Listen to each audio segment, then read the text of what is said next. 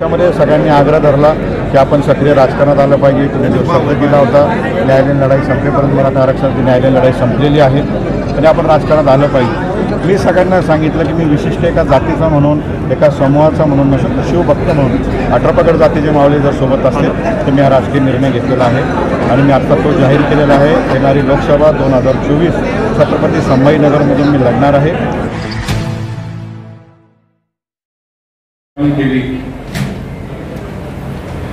निसर्गाला देखील अन्याय महिला संरक्षणावर जो होत होता तो बघितला जात नव्हता. आपण सर्वांनी पुढाकार घेतला आणि पहिला मोर्चा आपण त्या ठिकाणी मुख्य पद्धतीने काढला.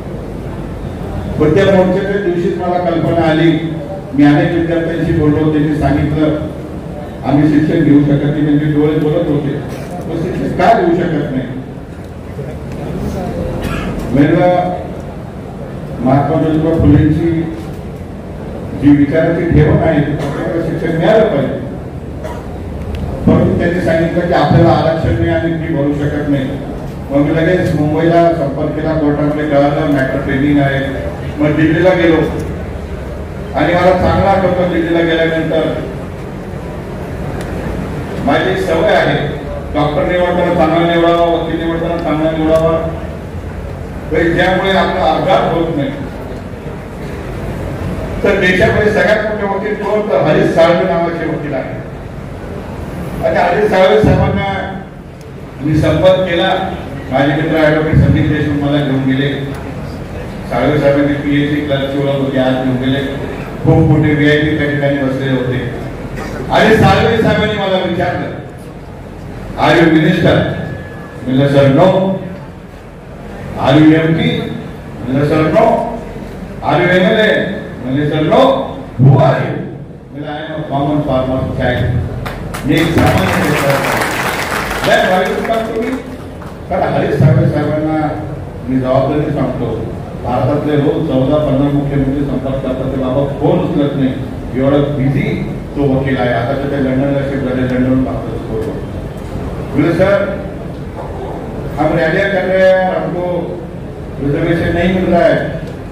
दिस matter is boiling come to the court. दुसऱ्याशी कोर्टात त्यांनी बोलवलं आणि कोर्टात हरीश साळवे साहेब आले. 10-12 वकील त्यांच्या मागे सिनियर आले. आता निवृत्त झाले. खानविलकर साहेब त्या ठिकाणी होते. चीफ जस्टिस होते. कोर्टाने त्यांना विचारलं व्हॉट मिस्टर साळवे. साळवे साहेब ने महाराष्ट्र इज बॉइलिंग, उनको आरक्षण चाहिए और मुंबई हाईकोर्ट में 1 साल 6 महीने से मैटर पेंडिंग है. गवर्नमेंट काम नहीं कर रहा है. त्यांनी ऑर्डर केली एक्सपोनेंट मॅटर आणि आपण मुंबईला आलो आणि आपली न्यायालय लढाई परत एकदा सुरू झाली. दिल्लीहून लढाई आली मुंबईला, मुंबईत परत दिल्लीला लढाई केली. आणि तुम्ही सगळ्यांनी संघर्ष केला. 100 पेक्षा अधिक तरुणांनी त्यावेळेस बलिदान दिलं. स्वतःच्या जीवाची पर्वा केली नाही. उपाशी राहिले. माझ्या माता भगिनी रस्त्यावर आल्या. सर्वजण भेटे घेऊन आले आणि मी खरं कौतुक करेन त्या मोर्चाचं यशाचं. तर इतर समाजाचं कोणी आपल्याला पाणी दिलं, कोणी आपल्या बातम्या सर्क्युलेट केल्या, कोणी आपल्याला आडवं आलं नाही. आपल्याला कधीच म्हटले नाही की तुम्ही काय करताय. सगळे समाज शांतपणे आपल्याला पाठिंबा देत होते. आपल्यासोबत आनंदाने साजरा करत होते. मागणीमध्ये येत होते. मग आपल्याला आरक्षण मिळालं. परत मला चांगला आठवतं मी राजभाऊ उद्धव ठाकरे साहेबांना भेटायला गेलो. उद्धव ठाकरे साहेबांकडे गेलो म्हणजे साहेब आपले 15-16 खासदार दिल्लीत आहे. ही लढाई सुप्रीम कोर्टात जाणार आहे. हायकोर्ट माझी विनंती आहे की आपण सगळ्या खासदारांना सांगावं दिल्लीला आम्हाला मदत करावी. तुम्हाला दिल्लीला काय मदत पाहिजे म्हणे बाबू. मी म्हटलं आम्हाला मदत पाहिजे फक्त समाजाच्या विषयीला तर समर्थन द्या. म्हणजे हो म्हणजे साहेब अजून एक मदत पाहिजे. आणि काय म्हणजे काही लोक याला आरक्षणाला विरोध करणार आहे. मुंबई तुमची आहे, महाराष्ट्र आता तुमचा आहे. शिवसेनेचं त्यावेळेस एक वलय होतं. तुम्ही 4 लोकांना बोलवा, विनंती करा, त्यांना एकच प्रश्न विचारा तुमच्या आरक्षणाला धक्का लागला का, तुमचं इंच मात्र कमी झालं का, तुमची डिग्री कोणी हिसकावून घेतली का. आणि विशेष म्हणजे तो समाज त्यांच्या सोबत नाही, त्या व्यक्तीचा विरोध आहे. उद्धव ठाकरे साहेब म्हणजे मी त्याला बोलत तो सांगतो परंतु दुर्दैवाने ते बोलू शकले नाही. अशी लढाई परत सुप्रीम कोर्टात गेली.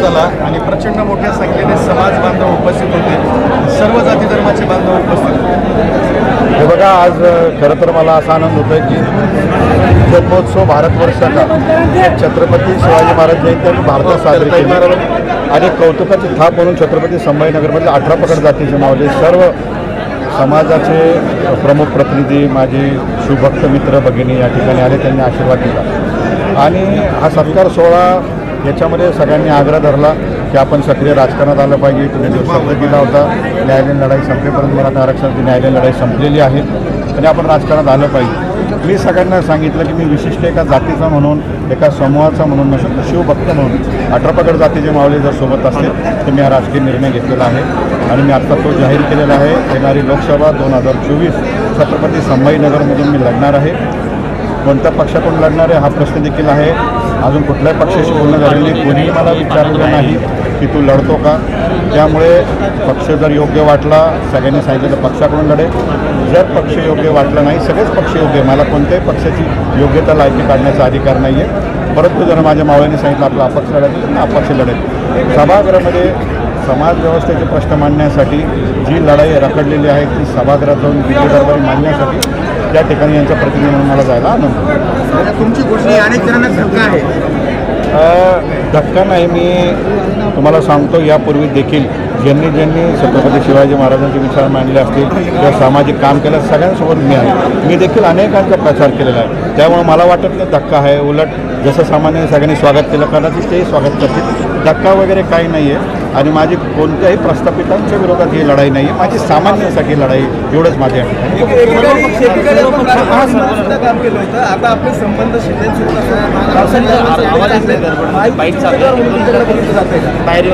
परत सांगतो की मला अद्यापर्यंत माननीय मुख्यमंत्री महोदय असतील, माननीय उपमुख्यमंत्री महोदय असतील, रावसाहेब दानवे साहेब असतील, कोणीही मला विचारणा केलेली नाही, कारण त्यांना कल्पनाच नव्हती की मी राजकारणामध्ये येऊ इच्छितो किंवा आमचं काही ठरेल किंवा निवडणूक लढेल। तर आता यापुढे ते विचार करतील, योग्य वाटलं तर, नाही वाटलं तर आमचा अपक्ष आहे। तुम्ही म्हणताय राजकीय पक्षाचे बंधने नको, अपक्ष हे बघा, राजकीय पक्षाने बंधने, समजा मला उद्या अमुक पक्षाने विचारलं तर मी त्यांना ठामपणे विचारेल ज्या ज्या लढाया मी लढलो आहे आणि मला माझ्या शेतकऱ्यांसाठी ही लढाई लढायची, महिला सुरक्षेची लढाई लढायची, तुम्ही मला मोकळीक देणार का? जर तुम्ही सभागृहामध्ये मोकळीक देणार असाल तर सांगा, मी तुमच्यासोबत होतो। ते जर म्हणले ही मोकळीक आमच्याकडे तुला मिळू शकत नाही, मी अपक्ष लढेल। मराठा आरक्षणाचा विषय तुमची काय भूमिका? हे बघा, मराठा समाजामध्ये संभ्रम आहे। 2 वेळेस टिकलेलं आरक्षण, मिळालेलं आरक्षण टिकलं नाही, परंतु ह्यावेळेस मी काल कॅबिनेट दाखल केला, सुप्रीम कोर्टात लढाई सुरू होईल, उद्यापासून हायकोर्टात होईल। ह्यावेळेसचं आरक्षण थोडं वेगळं आहे। ह्यावेळेस आरक्षण काय, यापूर्वी आम्ही काय सांगायचो, मराठा तुम्ही मराठा आहे। सुप्रीम कोर्टाने आरक्षण रद्द करताना टक्केवारीवर केलं का, तर टक्केवारीवर केलं नाही, तर EWS आरक्षण नंतर 10% स्वीकारलेलंच आहे सुप्रीम कोर्टाने। सुप्रीम कोर्टाने आरक्षण रद्द केलं होतं ते अपवादात्मक परिस्थितीवर। अपवादात्मक परिस्थिती म्हणजे काय, जी आज माझी झाली की दिसून येत आहे ही हकीकत आहे, तर ती स्वीकारली पाहिजे। आणि ह्यावेळेस मराठा समाजाचा जो सर्वेक्षण रिपोर्ट आहे तो अजून जरी जाहीर झालेला नसला, त्यातल्या अनेक जणांशी मी बोललो, तो रिपोर्ट 3 शब्दांचा आहे, मराठा। आणि यापूर्वीचे 2 रिपोर्ट पूर्वी मराठा व मराठा आहे, त्यामुळे शासकीय सेवेत आमचे प्रतिनिधी दिसलं, शिक्षणामध्ये दिसलं। ह्यावेळेसच्या मराठामध्ये ऑनलाईन डेटा जो आहे, आजही माझे भाऊबंद गावामध्ये पिवळ्या राशन कार्डामध्ये आहे, आजही माझे भाऊबंद ग्रामीण भागामध्ये घरकुलाची यादीत आहे। याच्यापेक्षा दयनीय अवस्था असू शकत नाही, त्यामुळे हा रिपोर्ट मराठा समाजाचा आरसा आहे। आणि उद्या परवाची लढाई जर आम्ही मुंबई हायकोर्टात जिंकलो तर मला वाटत नाही यामध्ये अडचण येईल, कारण क्युरेटिव पिटिशन जे सुप्रीम कोर्टात पेंडिंग आहे ते देखील अपवादात्मक परिस्थितीवर आहे आणि अपवादात्मक परिस्थिती ठरवण्याचं